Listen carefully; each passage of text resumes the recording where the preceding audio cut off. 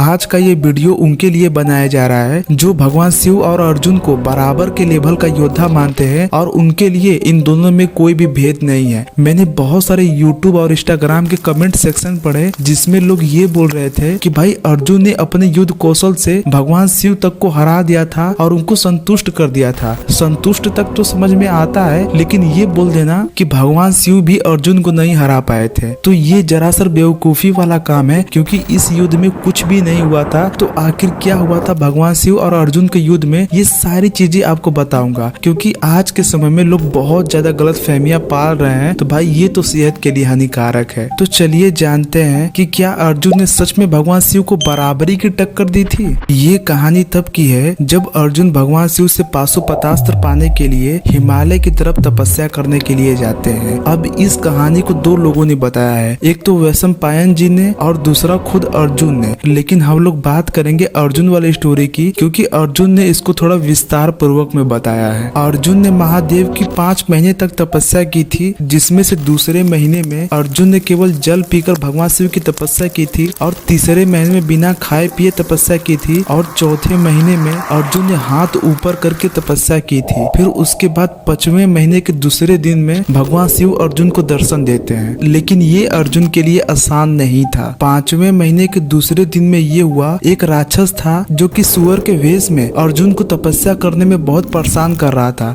कभी वो मिट्टी खोद देता था तो कभी शुद्ध स्थान को गंदा कर देता था। इसी के वजह से अर्जुन क्रोध में आकर उस सुअर को मारने के लिए चल देते हैं। लेकिन जब अर्जुन उस सुअर को मारने के लिए अपने तीर को छोड़ते हैं, लेकिन वहीं पे किरात के रूप में भगवान शिव भी होते हैं। किरात मतलब कि शिकारी, या उसको आप भील भी बोल सकते हो। जब अर्जुन सुअर पे तीर चलाते हैं तो भगवान शिव भी उधर से एक तीर चला देते हैं। लेकिन होता यहाँ पे ये है कि दोनों का तीर साथ में जाके उस सुअर को लगता है और सुअर वहीं पे मर जाता है। फिर सुअर के अंदर से वो राक्षस की आत्मा निकल के ऊपर चली जाती है। फिर उसके बाद भगवान शिव अर्जुन से ये बोलते हैं, ये सुअर मेरा पहले निशाना बन चुका था, फिर तुमने इस पे कैसे बाण चला दिया। फिर उसके बाद भगवान शिव और अर्जुन में बहुत ज्यादा बहस हुआ। फिर उसके बाद भगवान शिव और अर्जुन में युद्ध शुरू हो गया। फिर उसके बाद भगवान शिव ने अर्जुन के ऊपर बाणों की वर्षा की, फिर अर्जुन ने भी अपने तरफ से बाणों की वर्षा की। फिर अर्जुन ने भगवान शिव को घायल करने का कोशिश किया। अर्जुन के बाण छोड़ते ही भगवान शिव के बहुत सारे अनेक रूप प्रकट हो जाते थे, फिर वो सारे रूप एक हो जाते थे। ऐसे करके वो अर्जुन को बहुत ही ज्यादा कंफ्यूज कर दिए थे। जब अर्जुन भगवान शिव पर लगातार बाण छोड़ रहे थे, तब कभी भगवान शिव का शरीर छोटा हो जाता था, फिर उनका मस्तक बड़ा हो जाता था, फिर उनका शरीर बड़ा हो जाता था, कभी उनका मस्तक छोटा हो जाता था।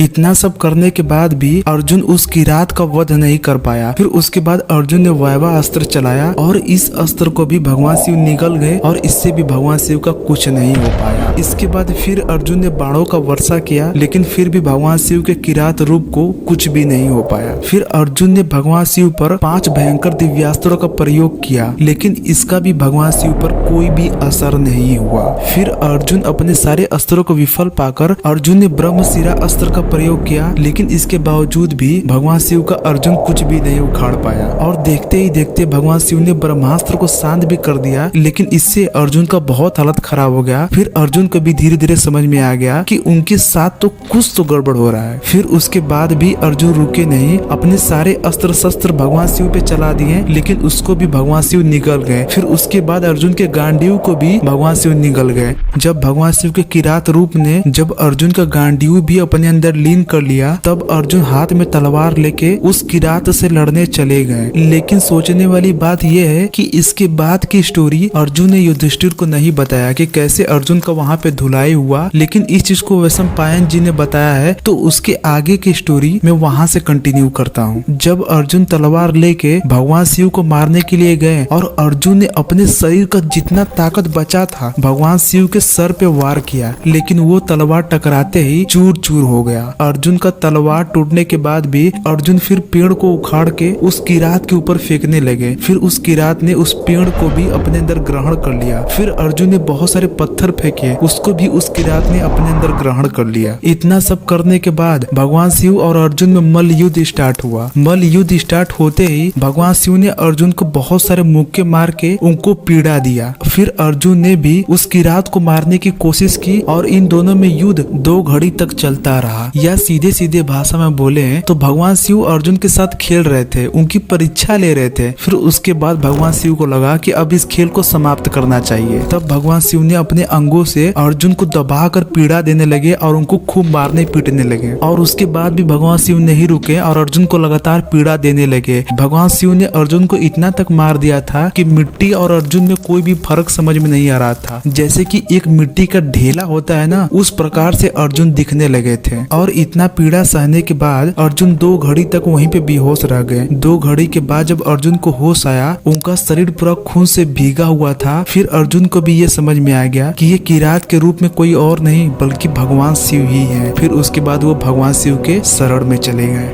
तो भाई लोग, ये था भगवान शिव और अर्जुन का पूरा युद्ध, जिसको आप सभी को पूरा नहीं बताया जाता है। तो आप ही लोग मुझे ये बताओ कि अर्जुन ने भगवान शिव को कहाँ टक्कर दिया? मतलब वो 1 मिनट भी भगवान शिव के शक्ति के सामने टिक पाया? अगर आप इस चैप्टर को पूरा पढ़ोगे तो आप यही पाओगे, भगवान शिव अर्जुन को पीड़ा देने की कोशिश नहीं कर रहे थे, बस वो अर्जुन के अस्त्रों को अपने अंदर समाहित कर ले रहे थे। लेकिन आप लोग यहाँ पे ये कह सकते हो कि अर्जुन ने भगवान शिव को संतुष्ट किया, अपना युद्ध कौशल दिखाया। तो इन सारी चीजों से संतुष्ट होकर भगवान शिव ने अर्जुन को पाशुपतास्त्र दिया। तो ये कहना सही है कि अर्जुन ने भगवान शिव को संतुष्ट किया, ना कि ये कहना कि अर्जुन ने भगवान शिव को बराबरी की टक्कर दे दी कि भगवान शिव अर्जुन को हरा ही नहीं पा रहे थे। अगर वहाँ पे भगवान शिव अपनी शक्ति का 1% भी लगा देते तो अर्जुन वहाँ पे जिंदा ही नहीं बचता। भगवान शिव को तो अर्जुन से लड़ने के लिए धनुष बाण की भी जरूरत नहीं है। अगर भगवान शिव अपने पूरी शक्ति से